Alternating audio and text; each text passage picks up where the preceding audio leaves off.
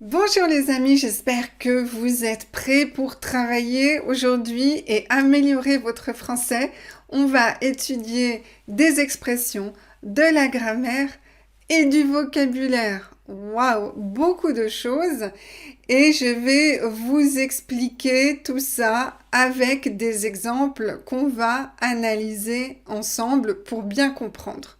On commence avec l'explication du premier verbe de la première expression. Se rendre compte, c'est un verbe pronominal parce qu'on a le pronom se et ensuite vous avez le nom compte. Je me rends compte que tu as raison. Ça c'est le présent et ça c'est le présent parce que ce sont deux verbes qui sont simultanés, tous les deux au présent. Je me rends compte que tu as raison maintenant. Okay? Je me suis rendu compte, passé composé, que j'avais fait une erreur plus que parfait. Là, on doit mettre les deux verbes au passé.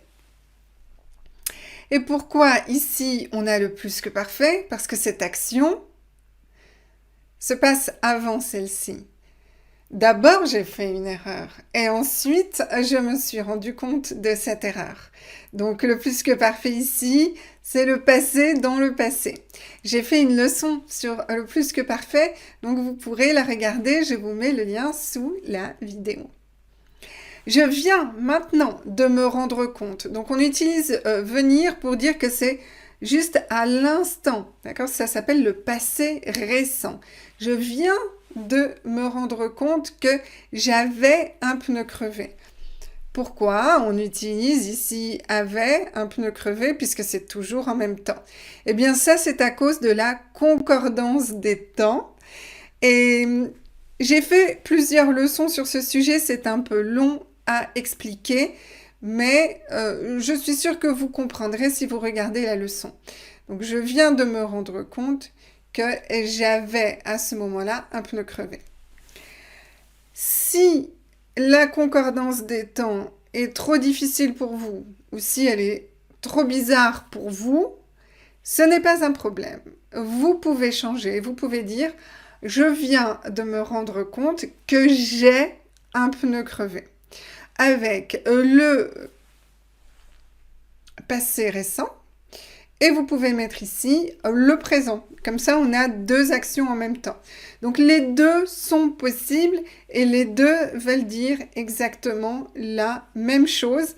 Donc, choisissez celle que vous préférez. On continue.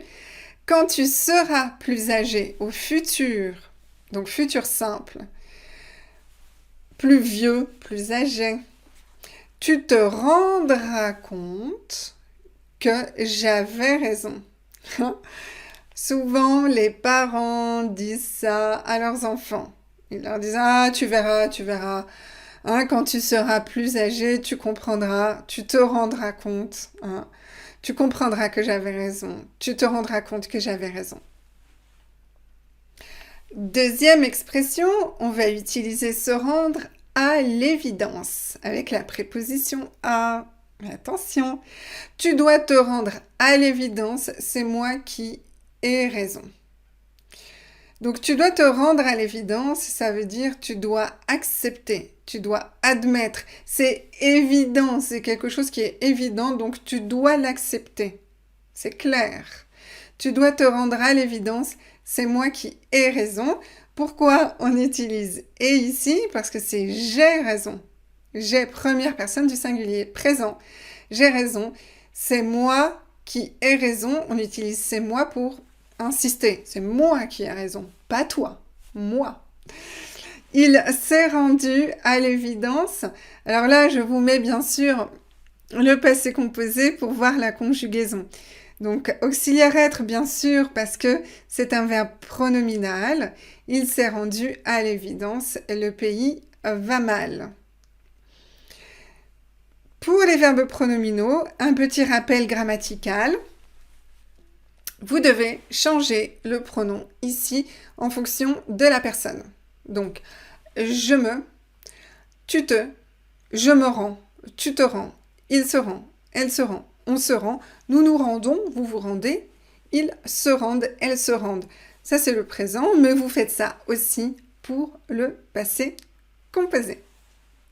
Autre utilisation du verbe se rendre, c'est quand il est synonyme du verbe aller. Je dois me rendre chez le médecin, je dois aller chez le médecin. Elle s'est rendue chez le coiffeur, elle est allée chez le coiffeur. Nous nous rendions tous les matins à la ferme du village, nous allions tous les matins à la ferme du village. D'accord ? Donc ici, on a un verbe modal. Ici, on a le passé composé. Et ici, on a l'imparfait. Qu'est-ce que c'est un verbe modal? C'est un verbe qui va moduler le verbe principal. Ça veut dire que c'est un verbe qui va un peu changer le sens du verbe principal. Je dois me rendre. Je peux me rendre. Je veux me rendre. Donc je dois, d'accord? J'aimerais me rendre chez le médecin. J'espère me rendre chez le médecin. Je préférerais me rendre chez le médecin. Vous voyez, en utilisant un verbe modal, donc pouvoir, vouloir et devoir, ce sont les verbes modaux que vous connaissez le plus.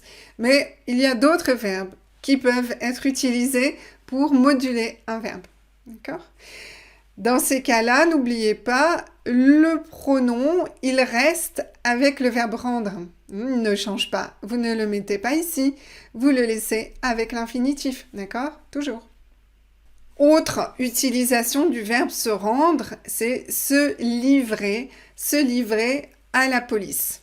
Le voleur s'est rendu à la police. Ça veut dire qu'il est allé à la police et il a dit « Ok, c'est moi le coupable, arrêtez-moi. » Voilà.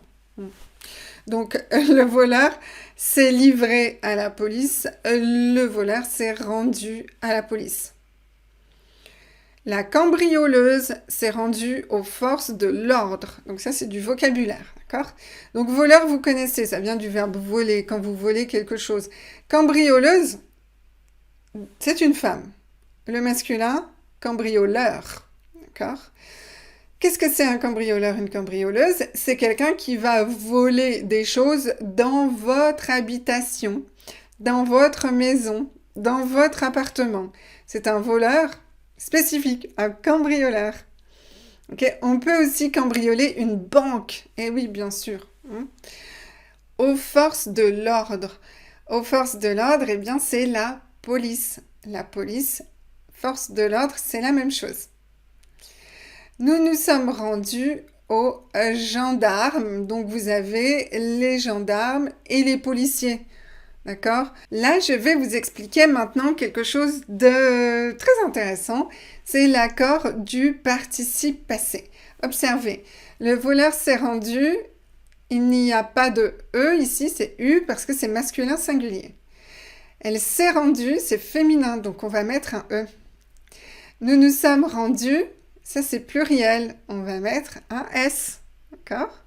Si c'est deux femmes, on va mettre ES. Mais vous allez observer dans les slides précédentes que c'est un peu différent.